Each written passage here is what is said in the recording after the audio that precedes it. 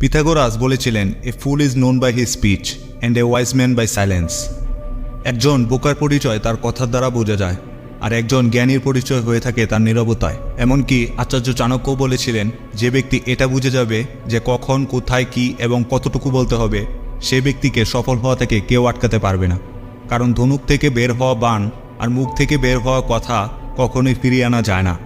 আপনার বলা প্রতিটা শব্দ আপনার শক্তি হতে পারে, আবার বিপদের কারণও হতে পারে। আপনি খেয়াল করে থাকবেন, যখন আমরা কারোর সাথে তর্ক করি আর সেই তর্ক করার পর চিন্তা করি যে ওই সময় আমি এটা বলতে পারতাম, সেটা কেন বলিনি, যদি তখন এটা বলতাম তাহলে তো আমি সঠিক হতাম। কিন্তু তর্ক করার চক্করে আমরা একেবারেই চিন্তা করি না এসব, আর নিজেদেরকে সঠিক প্রমাণ করতে, নিজেদের কথার ভ্যালু রাখতে উল্টাপাল্টা যা ইচ্ছা বলে দিই। আর মানুষ তখন আমাদের কথার গুরুত্ব দেয় না, আমাদেরকে মূল্যহীন ভাবতে শুরু করে। তবুও অনেক মানুষ তাদের নিজেদেরকে বড় দেখাতে চুপ থাকতে পারে না, যেখানে অনেক মহাজ্ঞানী, মহারাজা এবং সফল ব্যক্তিরা উদাহরণ হয়ে রয়েছেন এবং বুঝিয়েছেন সাইলেন্স থাকার মধ্যেই আসল ক্ষমতা থাকে। তাই আজ আমি 5টি পয়েন্ট বলবো, যার মাধ্যমে আপনি বুঝতে পারবেন সাইলেন্ট বা চুপ থাকার গুরুত্ব কতটা। সাইলেন্ট থাকার প্রথম উপকারিতা হলো, silent will make you appear more powerful.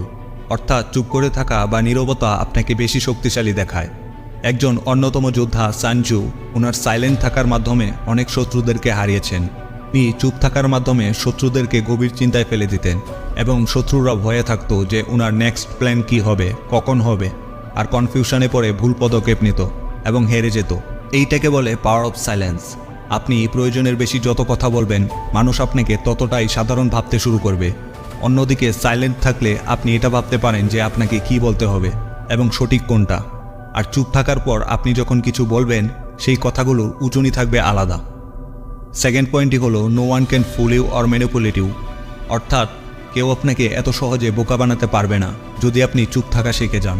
যখন আপনি কারোর সাথে কথা বলবেন এবং সেই সময় যদি চুপ থাকেন, তাহলে সামনে থাকা মানুষটির কথা আপনি মন দিয়ে শুনতে পারেন। তার বডি ল্যাঙ্গুয়েজ, কথা বলার ধরন দেখে এটা বুঝতে পারেন যে সে কি সত্যি বলছে নাকি মিথ্যা বলছে, অথবা সে কি চায়, নাকি সে আপনাকে বোকা বানানোর চেষ্টা করছে, নাকি সত্যি আপনার উপকার করতে চায়। আর এই বিষয়গুলো যখন আপনি চুপ করে শুনবেন, তখনই অবজারভেশন করতে পারবেন, আর শোনার সাথে সাথে তার উদ্দেশ্যটাও বুঝে সঠিক সিদ্ধান্ত নিতে পারবেন। Third point, silence gets people's attention. আপনি যদি কোনো গ্রুপ মিটিংয়ে থাকেন অথবা কোনো ক্লাসে থাকেন, তখন হয়তো বুঝতে পারেন যে কিভাবে চুপ থাকার মাধ্যমে অ্যাটেনশন গ্র্যাব করে ফেলা যায়। কারণ আপনি খেয়াল করে দেখবেন, টিচার যখন ক্লাস নেওয়া শুরু করে, তখন মনের অজান্তেই আমরা অন্যমনস্ক হয়ে যাই, বিভিন্ন বিষয় নিয়ে ভাবতে শুরু করি, অথবা পাশে বসা বন্ধুর সাথে কথা বলতে থাকি, আর টিচারের কথা ব্যাকগ্রাউন্ডে চলতে থাকে।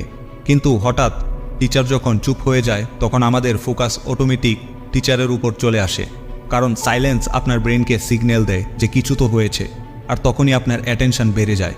ঠিক তেমনই আপনি নোটিস করে থাকবেন, যখন আপনি কোনো গ্রুপে বা কারোর সাথে কথা বলছেন, কিন্তু আপনার কথা কেউ শুনছেই না বা পাত্তা দিচ্ছে না।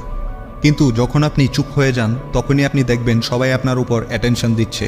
তারা এসে জিজ্ঞাসা করছে, কি ব্যাপার, আগের মতো কথা বলছো না, কি হয়েছে? Number 4, silence makes you more creative.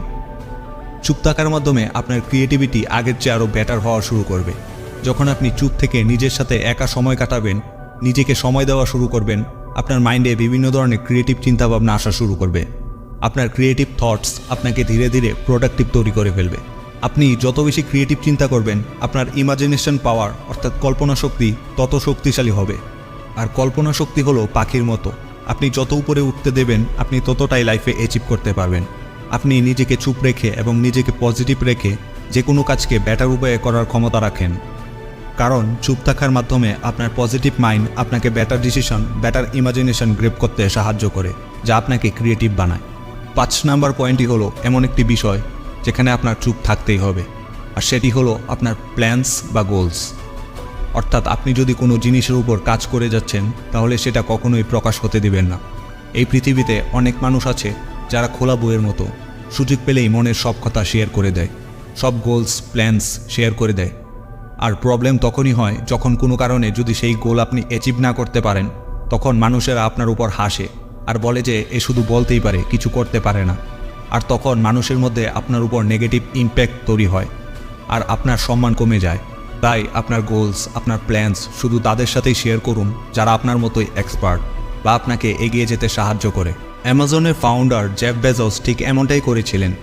যখন তিনি প্রথম ক্লাউড বিজনেস শুরু করেছিলেন সেই বিজনেস থেকে তার বেশ ভালোই আয় হচ্ছিল, কিন্তু উনি সেই বিজনেস সম্পর্কে তখন কাউকে কিছু বলেনি, কারণ তখন তিনি যদি এই বিষয়টি শেয়ার করতেন তাহলে তার বিপরীতে আরও অনেকেই এই বিজনেসে জয়েন হতো, এমনকি উনার থেকেও বেশি সফল হয়ে যেত। কিন্তু সেই সময় চুপ থাকার কারণে আজ অ্যামাজনের কাছে ক্লাউড বিজনেসের সবচেয়ে বেশি শেয়ার রয়েছে। তাই ততক্ষণ নিজের গোলস বা প্ল্যানস শেয়ার করবেন না যতক্ষণ আপনি সফল না হতে পারছেন। তো আশা করছি এই ভিডিও থেকে আপনি বুঝতে পেরেছেন যে চুপ থাকার ক্ষমতা কতটা এবং কতটা গুরুত্বপূর্ণ।